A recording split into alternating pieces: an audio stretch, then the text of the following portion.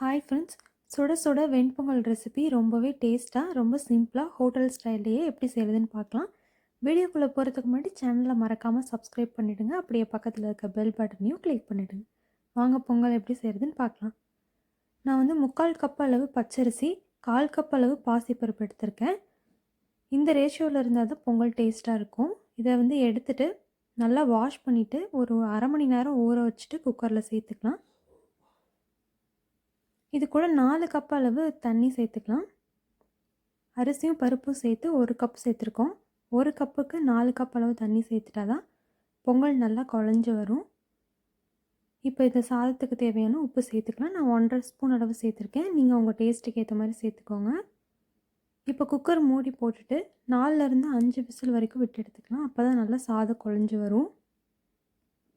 இப்போ இது எப்படியே இருக்கட்டும். தாளிக்கிறதுக்கு ஒரு பேன் எடுத்துக்கலாம். அதில் 2 டேபிள் ஸ்பூன் அளவு நான் நெய் சேர்த்துருக்கேன். நீங்கள் உங்கள் டேஸ்ட்டுக்கு ஏற்ற மாதிரி சேர்த்துக்கோங்க. இப்போ நெய் நல்லா உருகுனதும் இது கூட 1½ டேபிள் ஸ்பூன் மிளகு இந்த மாதிரி இடிச்சிட்டு சேர்த்துக்கலாம். அப்போ தான் நல்லா டேஸ்ட்டாகவும் இருக்கும், சாப்பிடும்போது டிஸ்டர்பன்ஸ் இல்லாத மாதிரியும் இருக்கும். இது கூட 1 டேபிள் ஸ்பூன் அளவு சீரகம் சேர்த்துட்டு நல்லா பொரிஞ்சு வர வரைக்கும் மிக்ஸ் பண்ணிக்கலாம். இது கூடவே 3 மீடியம் சைஸில் பச்சை மிளகாய் இந்த மாதிரி பொடியாக நறுக்கி சேர்த்துக்கலாம்.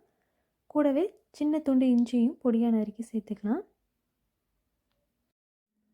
இப்போ இதை லைட்டாக மிக்ஸ் பண்ணி விட்டதுக்கப்புறமா இது கூடவே கொஞ்சமாக முந்திரி பருப்பு சேர்த்துக்கலாம். கூடவே ஒரு கொத்து போல் கருவேப்பிலை சேர்த்துக்கலாம். பச்சை கருவேப்பிலையாக சேர்த்துட்டு நல்லா வாசமாக இருக்கும். முந்திரி பருப்பு லைட்டாக கலர் மாற வரைக்கும் மிக்ஸ் பண்ணிக்கோங்க. குக்கர் ப்ரெஷர் இறங்கிடுச்சு. இப்போ கேஸை ஸ்லோ ஃப்ளேமில் வச்சுட்டு ஒரு கரண்டி வச்சு இந்த சாப்பாடை வந்து லைட்டாக மசிச்சு விடுங்க. பாருங்கள், நல்லா குழஞ்சி வந்திருக்கு. வெண்பொங்கலுக்கு சாதம் இந்த அளவுக்கு குழஞ்சி இருக்கணும். அப்போ தான் நல்லா டேஸ்ட்டாக இருக்கும். ஆறுனதுக்கப்புறமும் இதே கன்சிஸ்டன்சியில் இருக்கும். அடுப்பை ஃபுல் சிம்மரில் வச்சுட்டு நல்லா மிக்ஸ் பண்ணிக்கோங்க. இப்போ இது கூடவே நம்ம தாளித்த மிக்ஸையும் சேர்த்துட்டு கூட உங்களுக்கு வேணும்னா கொஞ்சமாக நீங்கள் நெய் கூட சேர்த்துக்கலாம். இது கூடவே கொஞ்சமாக கொத்தமல்லியில் சேர்த்துட்டு நல்லா கலந்து விட்டுடலாம். அவ்வளோதான், டேஸ்ட்டான வெண்பொங்கல் ரெசிபி ரெடி ஆயிடுச்சு. வெண்பொங்கல் பிடிக்காதவங்க கூட இந்த மாதிரி செஞ்சு கொடுத்தா கண்டிப்பாக சாப்பிடுவாங்க. நீங்களும் கண்டிப்பாக ட்ரை பண்ணிவிட்டு டேஸ்ட் எப்படி இருக்குன்னு கமெண்ட்டில் சொல்லுங்கள். இந்த வீடியோ பிடிச்சிருந்தால் மறக்காமல் லைக் பண்ணுங்கள். இந்த மாதிரி ஈஸியான குக்கிங் ரெசிபிஸ் பார்க்குறதுக்கு நம்மளோட சேனலை மறக்காமல் சப்ஸ்கிரைப் பண்ணிவிடுங்க.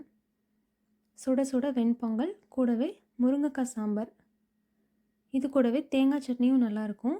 நீங்களும் கண்டிப்பாக ட்ரை பண்ணி பாருங்கள்.